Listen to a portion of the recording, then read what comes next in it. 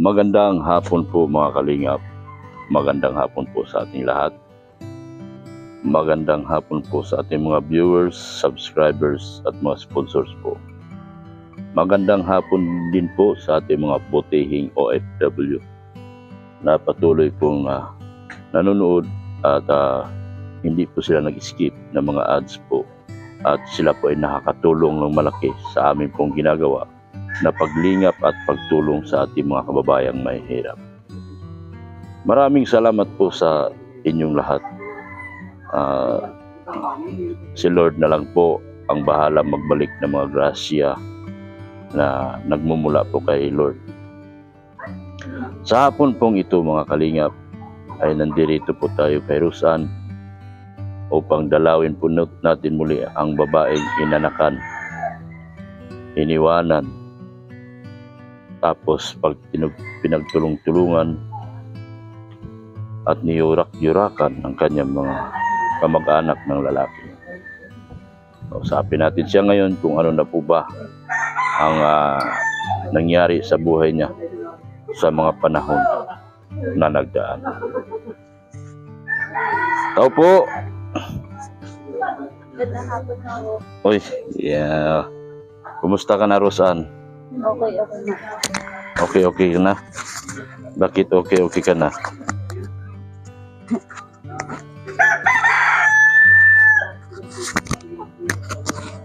Yan. Kumusta ka na? Ayos naman po. Ayos lang po. Anong ginagawa mo sa mga nagdaang araw? Ano po? Wala naman po, sa bahay lang po. Tapos mga nakaraan po, yung anak ko po, kasi po ngayon po may lagnat. May lagnat? Opo. Hindi ka na ba stress? Ano lang po, puyat lang po. Kumusta naman ang baby mo? Eh yun nga po, nilalagnat po. May sipon po, tas ubo. May sipon na tubo? Opo. Kawawa naman. Okay lang, siguro naman pinapadalahan ka ng tatay ng anak mo. Hindi ka pinadalhan? Hindi po. Grabe. Talagang tuluyan ka ng kinalimutan ng panahon. Sa ganda mong yan, kinakalimutan ka, hindi ba siya nanghinayang?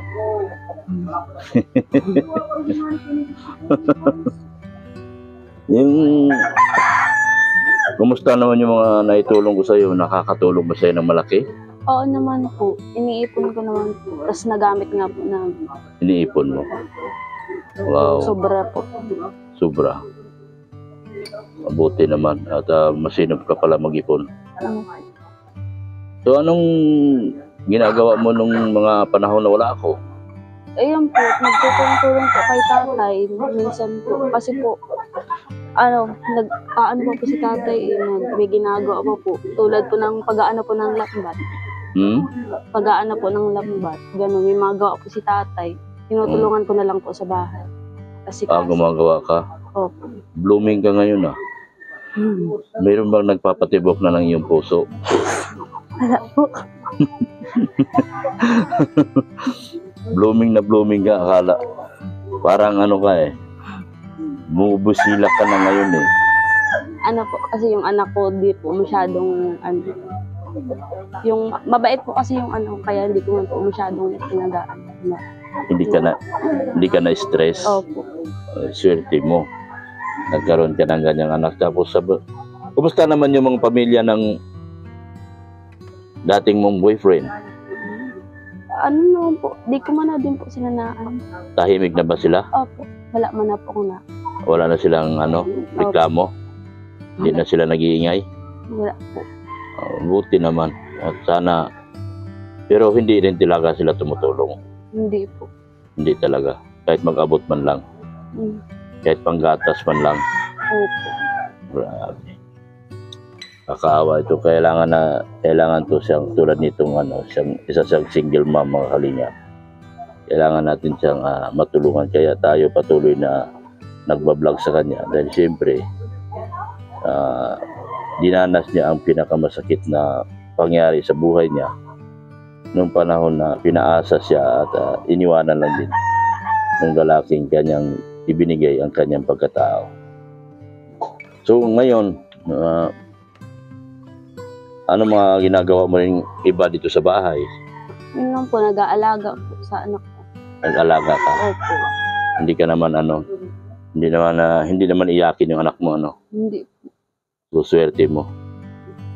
Ano masasabi mo sa tungkol dyan sa anak mo na wala kang masyadong problema? Ano po, nagpapasalamat po kasi sobrang bait po talaga ng anak ko. Halos pag nakadede na po talaga, makikita ko na lang po, tulog na agad. Di po siya yung arte ng arte. Bait po yung anak ko. So, ano mga plano mo sa mga darating pang panahon? Ano po. Ayun nga po, pagka laki-laki lang po ng anak ko, tatrabaho po. Trabaho ka? Opo.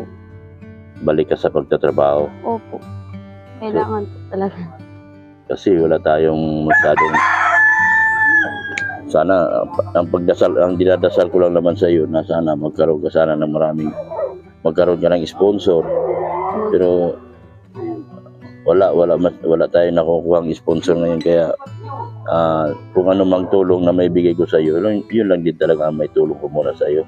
Ano nga po sabi ko nga po, habang nag-aalaga pa po ko sa anak ko, yung mag-aano po ba ako sa ALS, mga ganun. Mag-aaral ka sa ALS? Opo.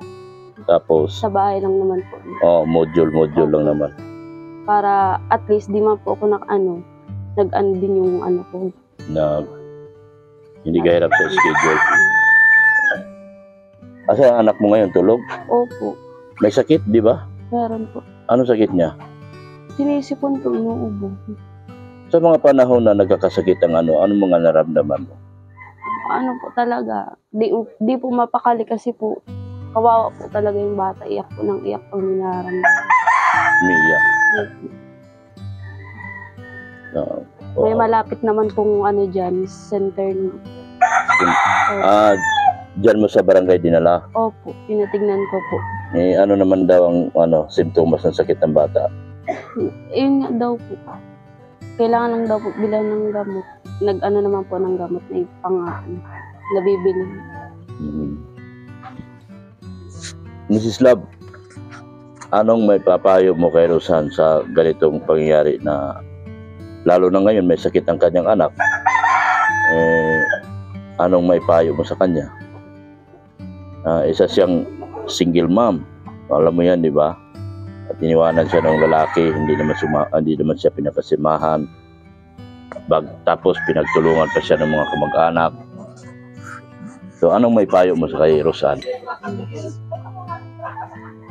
May payo ko lang sa'yo, Rosan. Magpakatatag ka para sa anak mo. Huwag kang manghina dahil sa anak mo. Sa anak mo ka kumuha ng lakas. Kasi kung manghihina ka sa ngayon dahil hindi ka pinakasamahan ng asawa mo, hayaan mo yun siya. Basta ikaw, pakita mo na kaya mo buhayin yung anak mo na kahit wala siya. Basta magpakatatag ka lang, laban lang. Kasi hindi mo malayan, malaki na yung anak mo. Blessing yan sa'yo. Kahit ganyan mang edad mo, may anak ka na. Blessing, napakalaking blessing yung anak mo sa'yo. Kasi sa daming mga babae na gustong magkaanak pero hindi sila binayayaan ng Diyos. Baka sabihin mo na nasa isip mo na yung mga nila sa'yo, yung panglalait niya sa'yo, naririnig ko kasi noon yun. Huwag mong pansinin yun kasi alam ko napakalaking blessing yung anak mo. Di mo malayan, malaki na yung anak mo. Basta magtiwala ka lang kay Lord. Yun lang, dasal ka lang kay Lord na hindi laging magkasakit yung anak mo kasi mahirap pag may sakit. Yan, kung hindi mo talaga maiwasan na mag-isip ka, lalo na pag may sakit yung anak mo, tapos wala kang mapagkuhanan ng pray mo lang na, lalo na ngayon na na-vlog ka ni Dr. Love. Pray ka lang, huwag kang magsawa mag-pray kay Lord kasi malay mo merong merong mabuting puso na makakita sa vlog mo na tulungan ka dyan sa anak mo. Yan lang maipayo ko sa kanya. Basta wag lang siya magpakatatag ka para lang sa anak mo. Kailangan ka ng anak mo.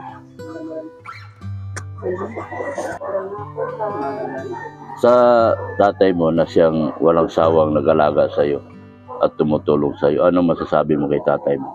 Ano po, salamat po kay tatay kasi kahit paano po na babantayan niya po kami, na titignan-tignan niya po kami kasi po mahirap po kasi pag wala po kasing nakaalalay din po pag mag-isa lang po. Kaya salamat din po kay tatay, natutulungan niya po kami. Malaking tulong ba ang nagagawa ni tatay sa tuwing tulad niya, nagkakasakit yung anak mo? Opo, tinitignan-tignan naman po ni tatay kasi po marunong siyang maghilot din. Sa bagay, naalala ko nga, magaling maghilot si tatay. Opo. So, hindi siya masyado sakitin. Opo. Ang naging problema lang yan yung usually, pilay lang naman sakit ng bata, di ba? Hindi, pag may ubo kasi. Ngayon po, Kailangan ng gamot. sa panahon po ngayon, marami pong nagkakasakit kasi po, nagkakaubo po, tapos nagkakasakit. Pero hindi ka na nilulusob dito ng mga panahon na yun. Mga lipas na araw. Hindi na po. Hindi na po. Medyo na nahimik na sila. Opo. Nag-enjoy na sila sa kanilang buhay. Naubusan na sila ng baser. Opo. Oo. Kasi nung una, ang dami nilang baser, kaya sila pumapalag. At gusto nilang dumating pa sa punto na tinitext nila ako at gusto nilang magpa-vlog din sa sabi ko, pwede lang naman kayo i-vlog kung mayroong akong pwedeng tulungan dyan sa inyo. Pero kung wala naman, paano ko naman kayo i-vlog? I-vlog ko lang kayo dahil sisiraan nyo si Roseanne. Kawawa naman. Di ba? So, mabuti na lang, mga kapitbahay mo rito, mabait. Opo. Ano masasabi mo sa kanila? Salamat po kasi po, yan nga po, may sakit yung anak ko, nag-a-advise po sila yung mga dapat kong gawin. Kasi po, first time ko lang po talaga. Kaya First time mo? Opo, salamat po. Tapos, minsan po, nagbibigay-bigay sila dito kasi po, kami po talaga ni tatay, kinakapos po talaga kami sa pang araw-araw po talaga. Kinakapos talaga kayo. Lalo na si tatay, walang trabaho, ano? Kaya, talaga pong salamat din po talaga sa mga kapitbahay namin. Meron akong bibigay tulong sa iyo. Ito, bibigyan ko rin kita ulit ng tulong ngayon. Sana makakatulong sa iyo ng malaki ito. At sana magagamit mo ito sa tama. Dahil kung malaki sana ang kinikita ng ako naman kasi binabalik ko lang halos sa mga kinikita nyo. Ngayon, ito ang ibibigay sa iyo. Sana makakabili ka ng gamot at pagkain para sa tulong nyo kay tatay. Dito 1,000. Salamat po. Maraming salamat. Magpasalamat ka sa lahat ng mga tao. Maraming salamat po sa sa mga viewers po yung nakakapanood po ng vlog ko po. Maraming salamat po. Tapos po sa iyo, Dr. Love, maraming salamat po talaga. Malaking tulong din po sa pambili po ng gamot. Maraming salamat din po kay Kalingap Rab po, tapos po kay Val Santos Patubang po, tapos kay Ate Edna po. Maraming salamat. Yan. Sila kasi yung sila yung mga iniidolo namin, sila yung nag-umpisa sa gawain ito. Sinusundan lang namin. Po, kape muna po kayo. Sige. Salamat, Roseanne. Sige lang. Tay! Tay, kumusta ka na? Mabuti naman. Saan ka ba galing? Diyan Upo sa ka, Tay. labas. Diyan sa labas. Naghahanap buhay? Meron naman na silong hanap buhay? Wala. Hinahanap ko yung manugang ko kung sabi ko mahingi ako ng bibili ng kwan. Wala pa na balating. Kumusta naman yung pang-araw-araw mong buhay ni dalawa ni Roseanne? Ay, mabuti naman. Walang nagpapagawa sa iyo ng mga ano ngayon? Yung mga Wala, yung lambat, lambat? wala. Ayan o, darating palang baga o. Ha? Hiwain ko pa yan. Ah, yun. Yung bago na yun. Sabi ko, igi-igi muna ako. May sakit ka ba, tay? Oo. Walang ubo-ubo ako. Naubo ka? Wow. Naglaga nga ako ng kuwan ng dahon ng sampalok. Eh, nagkuhan yung ate. Oo. Lamig kasi. Malamig ang panahon, ano? Malamig. Bubusit po talaga. Ate nga yung anak ko, punta tayo sa tatay si doktor. Sa ito, wala. Ayoko. Magkakakuan lang mga gamot-gamot niya ng kan. Ay, naaya ka sana sa doktor? Magpa-doktor sana kayo? Oo. Ay sabi ko, kaya, lakas-lakas pa naman ako. Pag hindi na ako kagalaw, yan. Dahil hindi ko mag-inom ako ng mga gamot yan na kaya kong kunin. Ano, mga ininom, mga herbal? Herbal lang. Oo. Lakas-lakas ba? Malakas pa man talaga. Ano herbal lang? Wala masyado nagpapahilot niya nun? Wala. Wala. Ay kahapon may nagpunta dito, binigyan ako ng 20. Galing dyan sa may baso data. Nilayo ka Lagay pa. ko yung tao, wala man talagang pira. Kakaawa naman. Oo. Kung magkano na lang abot, Sabi ko, yun na lang. Kawawa naman sabi nga sa tatay. akin ay, pagbalik ko niya tatay, may pinya daw sila, dadalhan daw ako. Eh, kayo, sabi ko, dadalhan niyo ako. May pinyahan daw sila. May pinyahan daw sila. Ay maigigi naman yung hinilot ko.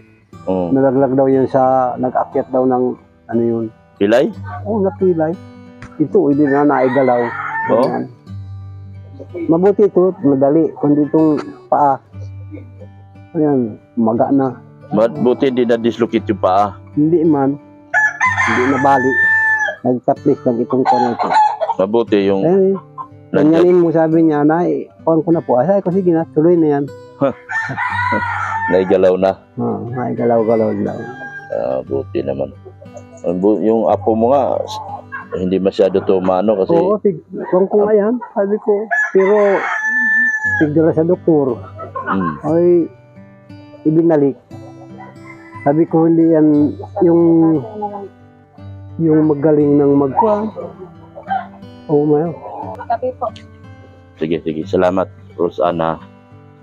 Ayan po, buti si Rosana. Napakabuti. Kape, Mrs. Love. Tatay na lang yung isa. Ay, Kape tayo. Dahil binigyan tayo, grasya ito. Galing kay Rosana. Rosana, abot mo sa kay Mrs. Love. Yan. Sabihin mo, Mrs. Love, kape. Kape po. Ay, salamat, Rosan. Wala ka pa. Acidic yan. Acidic yan. Acidic yan siya. Napilitan mag-inom. Yan.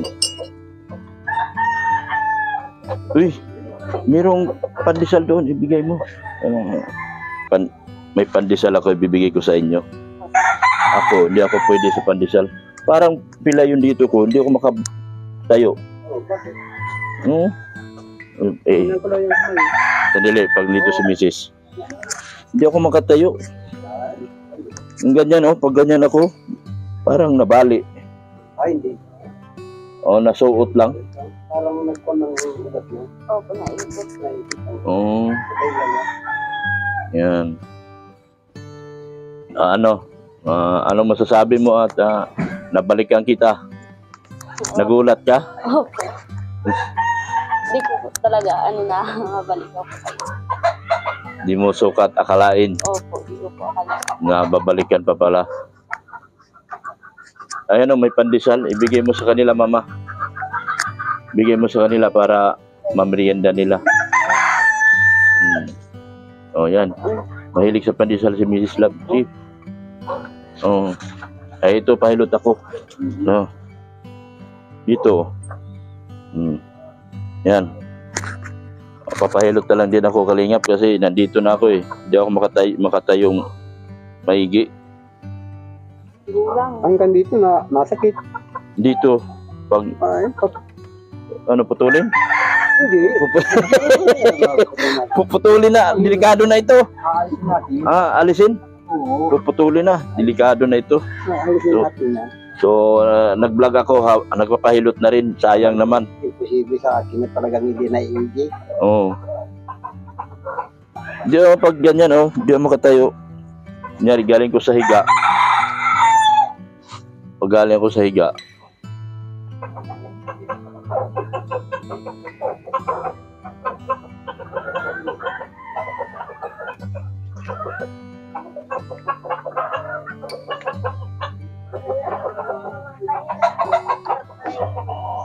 Ay, ini, kuya, naghihilot ako kayo ni. Salatin mo ako.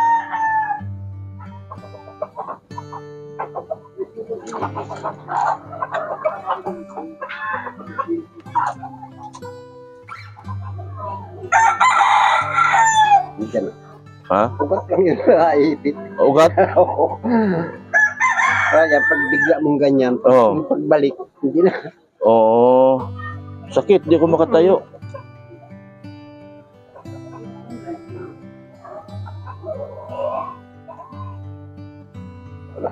Wala na? Oh, grabe. Yun lang pala yun. Hmm. Sa lahat ng doktor, ako hindi marunong manggamot. Oo. Yan o. Swerte si Rosan, tinan mo, maano si Rosan. Maano si Rosan. Tanggal na. Malusog. Hindi siya... Ay, sarap. Sarap ng kape. Yan. Sige, Rosan, hindi na kami magtatagal. Salamat, Tay. Wala na. Ay, Wala na. Yun o, may ugat lang pala yun. Naipit. palagay ko naman, wala man yung pupunta natin dyan. Napasok. Pag-uwi ata. Nag-uwi. Sige, sa sunod na lang. Kasunod na lang pagbalik. Ayan. Sige, pasalamat ka sa mga taong tutulong. Kung meron man tutulong sa'yo, magpasalamat ka. Ano po sa mga Manawagan ka pala, manawagan, I'm sorry. Mabuti na lang dito si Mrs. Love at hindi rin ako maano. Manawagan ka sa mga taong mabubuting kalooban. ano po, may mabubuti pong kalooban. Sana po matulungan po ninyo kami, yung anak ko po. Kasi po, may sakit po yung ano. Mm. Sa amin po ni tatay. Kasi sobra po talagang ano po eh. Ang hirap po talaga kasi po kami wala kami makain tatay. Sana po may mga mabubuting kalooban na tumulong sa amin. Ayan. Siya po ay isang dalagang ina na iniwanan po nung lalaki. Kaya po ako ay naawa at naantig ang aking puso. Kaya ko po siya binablog. At matagal ko rin po siya hindi nabalikan, mabuti naman. At nung binalikan ko na nung pinuntahan ko huli dito payat-payat pa ito ay ngayon mataba na. Siguro akala ko nga nag-asawa na tayo. Ano lang, ako ay para joke lang. Ay siya, sige Rosan, salamat ng marami ha. Salamat din po.